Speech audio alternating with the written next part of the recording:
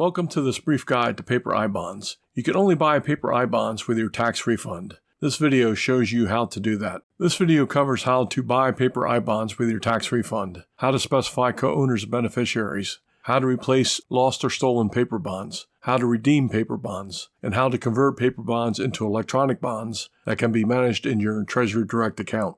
If you want to learn more about I-bonds, check out my in-depth video on I-bonds. The link is in the description below this video. Paper I-bonds are sold in these 5 denominations. These bonds must be purchased in multiples of $50, since that is the smallest denomination. You can only buy paper bonds with your tax refund, which is limited to the lesser of $5,000 or your tax refund, by filling out Part 2 of Form 8888, Allocation or Refund. You do not need to open a TreasuryDirect account.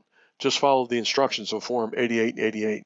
Once your tax return has been processed by the IRS, your paper savings bonds will be mailed to you. You can buy paper bonds for yourself and 2 other individuals, but the total purchase cannot exceed the purchase limits. You can also designate co-owners or beneficiaries for the other individuals. Designate someone as a beneficiary by checking the appropriate box. You can redeem paper I-bonds at some local financial institutions or by mail. To redeem by mail, use FS Form 1522. If your paper bonds are lost or destroyed, then you can easily replace them with an electronic bond in your TreasuryDirect account, or receive payment for the lost bonds. Paper bonds are then invalidated by TreasuryDirect.